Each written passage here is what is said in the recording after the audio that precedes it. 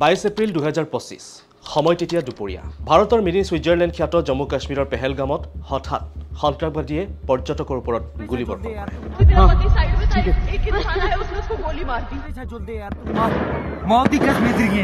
ধৰ্ম সুধি সুধি সন্ত্ৰাসবাদীয়ে বন্দুকৰ গুলীয়ে হত্যা কৰিছিল 28 জনকৈ পৰ্যটকক কোনেও কেতিয়াও কল্পনা কৰা নাছিল এনে হত্যা ধৰ্ম সুধি সুধি হত্যা কৰাৰ ঘটনা বিশ্বতে চাগৈ এয়াই প্ৰথম মহিলা আৰু শিশুসকলক অৱশ্যে এৰি দিছিল সন্ত্ৰাসবাদী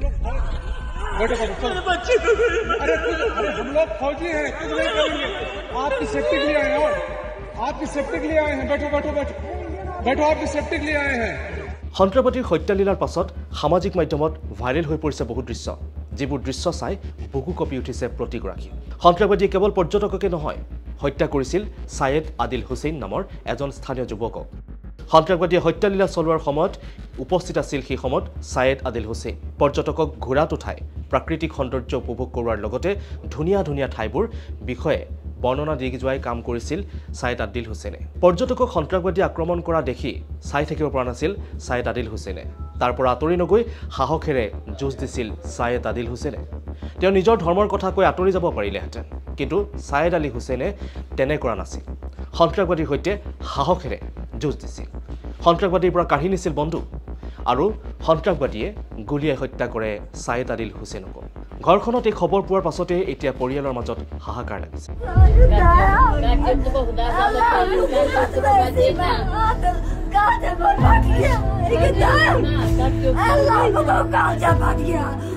ছায়েদ আদিল হুছেইনে পৰিয়ালটোক পোহপাল দি চলাই গৈছিল বৰপুত্ৰক হেৰুৱাই এতিয়া চকুৰে বাট নেদেখা হৈছে পিতৃ মাতৃও ইছলামিক নীতি নিয়ম মানি আদিল হুছেইনৰ সম্পন্ন হয় বৃহস্পতিবাৰে জানাজাত অধিক সংখ্যক লোক উপস্থিত থকাৰ মাজতে উপস্থিত থাকে ৰাজ্যখনৰ মুখ্যমন্ত্ৰী উমৰ আব্দুল্লাহ মুখ্যমন্ত্ৰীগৰাকীয়ে দুখ প্ৰকাশ কৰাৰ লগতে ছায়েদ আদিল হুছেইনৰ পৰিয়ালক অনাগত দিনত চলি যাব পৰাকৈ কিবা ব্যৱস্থা লোৱাৰ প্ৰতিশ্ৰুতি দিয়ে জানাজা সম্পন্ন হোৱা ঠাইতে हमारे बाहर से मेहमान आए थे छुट्टी मनाने के लिए बदकिस्मती से उनको कफनों में घर वापस भेजा गया है यहाँ हमारा एक गरीब नौजवान मजदूरी करके रोजी रोटी कमाने वाला आदिल घर से निकला था मेहनत की कमाई करने के लिए बदकिस्मती से आज उनका कफन जो है उनके घर लौटा दिया गया लेकिन सुनने में आया है कि इनकी मौत ऐसे नहीं हुई ये बहादुरी का सबूत दिखा रहे थे वहां लोकल सुनने में आया है कि ये एक शख्स थे जिन्होंने हमले को रोकने की कोशिश की और जिन्होंने शायद बंदूक छीनने की भी कोशिश की और तभी जाके इनको निशाना बनाया गया अब जैसे इनके घर वालों ने अभी जनाजे से पहले बात की इस खानदान का हमें ख्याल रखना होगा इनकी मदद करनी होगी और मैं यहाँ इन सबको यकीन दिलाने आया हूँ कि इस मौके पे हुकूमत इनके साथ खड़ी है ছায়েদ আদিল হুছেইনৰ মৃত্যু সন্দৰ্ভত পিতৃ ছায়েদ হায়দাৰ শাহে কি মন্তব্য আগবঢ়াইছে চাওঁ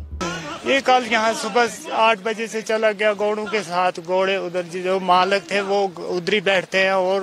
जो यहाँ से मजदूर जाते हैं इनको 200-300 रुपया देते हैं एक फेरे का तो जब ये ऊपर जाते हैं वो कल फिर वो वहाँ से गया फिर फेरा लेके ऊपर गया और उधर से ये वाक़ा हो गया जिसमें उसने ये मैंने सुना कि उसने उनको बोला मिल्टन थे कौन थे उनको बोला कि आप ये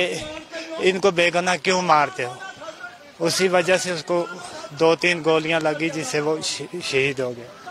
এপিনে চৰ্চাত আছে ইছলামধৰ্মী অন্য এজন যুৱক নজাকত আলী এই যুৱকজনে 11 জনকৈ হিন্দু পৰ্যটকক সন্ত্ৰাসবাদী কবলৰ পৰা ৰক্ষা কৰিছিল আৰু এই ঘটনাই এতিয়া দেশজুৰি সৃষ্টি কৰিছে চাঞ্চল্য কেৱল দেশতে নহয় বিভিন্ন দেশত এতিয়া চৰ্চাৰ বিষয় হৈ পৰিছে এতিয়া সুইজাৰলেণ্ড খ্যাত অৰ্থাৎ ভাৰতৰ মিনি সুইজাৰলেণ্ড খ্যাত জম্মু কাশ্মীৰৰ পেহেলগামত পৰ্যটক আহিবলৈ এতিয়া ভয় কৰিছে কাৰণ এইকেইটা দিনত এতিয়া দেখা পোৱা গৈছে মৰিখালী সদৃশ পৰিৱেশ আৰু এই ঘটনাক লৈ এতিয়া ভাৰতৰ তৎপৰতা দেখিবলৈ পোৱা গৈছে